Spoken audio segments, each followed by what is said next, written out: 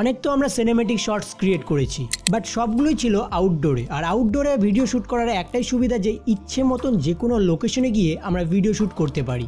আর এছাড়াও lighting condition নিয়ে কোনো রকমের সমস্যা থাকে না, কেননা ন্যাচারাল লাইটের মতনই কিন্তু কোনো লাইটই হয় না একটা ভিডিও শ্যুট করার জন্য। কিন্তু ইনডোরে শ্যুট করতে গেলে কিন্তু অনেক প্রবলেম, সবথেকে বেশি যেটা প্রবলেম হয় সেটা হচ্ছে লাইটিং কন্ডিশন নিয়ে। আর এছাড়াও এই চার দেওয়ালের মধ্যে যদি তোমাকে শ্যুট করতে হয় তাহলে কিন্তু তোমার ক্রিয়েটিভ একটা মাইন্ড থাকতে হবে। সো আজকের এই ভিডিওতে আমি ফার্স্ট টাইম কিছু একটা ইনডোরে শ্যুট করার চেষ্টা করব, তাও আবার এটা দিয়ে।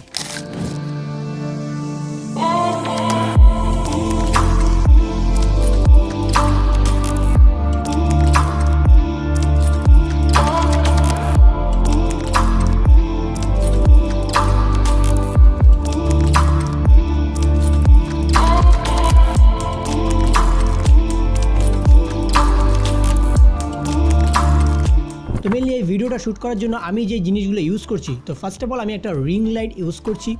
এরপরে আর রয়েছে আমার সেই প্রোডাক্ট, এবং আমার দুই পাশে লাইট থাকবে, যেই দুটো প্র্যাকটিক্যাল লাইট হিসেবে আমি ব্যবহার করব।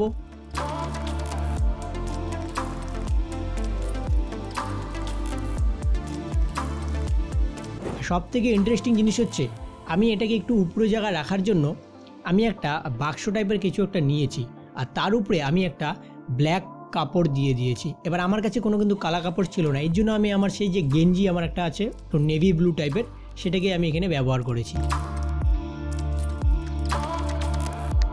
যেহেতু আমাদের কাছে এত কিছুর ব্যবস্থা নেই, এর জন্য আমি রিং লাইট এবং এগুলো দিয়েই কোনো মতন একটা জোগাড় করে নিয়েছি। আজকের এই ভিডিও যে আমি প্রথম শটটা নিয়েছি সেটা হচ্ছে ফোকাস রিভিলিং শট। এই শটের জন্য আমি প্রথমে রিং লাইটটা উপর থেকে রেখেছি একদম আমাদের প্রোডাক্টের উপরে, এবং দুই পাশ থেকে দুটো প্র্যাকটিক্যাল লাইট মেরেছি, এবং তারপরে একদম ফোকাসটাকে আমরা লক করে নিয়েছি, একদম প্রোডাক্টের কাছে নিয়ে গেছি প্রথমে মোবাইলটা, তারপর আমরা ফোকাসটা লক করেছি। আর এরপর আমরা মোবাইলটাকে একটু দূরে নিয়ে এসেছি, তাতে করে কী হবে যে আমাদের পিছনটা ব্লার থাকবে, এবং আস্তে আস্তে আমরা মোবাইলটা সামনে নিয়ে যাব আর আমাদের সেই প্রোডাক্টটা আস্তে আস্তে রিভিল হবে।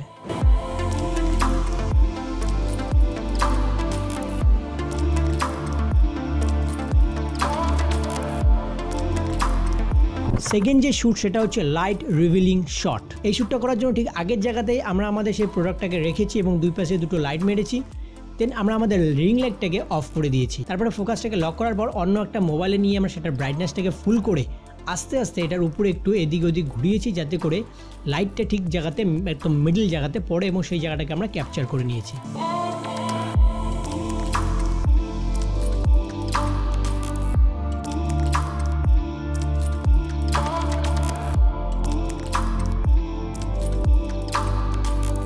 আর এরপরে রয়েছে লাইট অ্যাপ শট। এই শটটা করার জন্য রিং লাইটটা আমরা একদম এর মাঝখানে ভিতরে ঢুকিয়ে দিয়েছি, এবং তারপরে ঠিক আস্তে আস্তে আস্তে আস্তে করে আমরা এটাকে তুলেছি, এবং আমাদের ফোকাসটাকে কিন্তু লক করার পর একদম এক্সপোজারটাকে কম রেখেছি।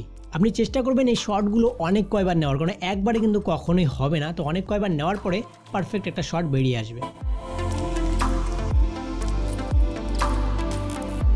এরপর আছে ইঙ্ক শট। মেনলি এখানে আমরা কি করেছি, একটা ইঙ্কের মানে কালির একটা ভিডিও আমরা ইউটিউব থেকে ডাউনলোড করে নিয়েছি, এবং তারপরে আমরা আমাদের পিছনে যে মনিটর সেখানে আমরা সেটাকে প্লে করেছি, আর আমাদের যে প্রোডাক্ট সেটা একদম মনিটরের সামনে রেখেছি। আর এরপরে আমরা সেটার উপরে ফোকাসটাকে লক করে এক্সপোজারটাকে একটু ডাউন করেছি, আর তারপর রেজাল্ট তোমার সামনে।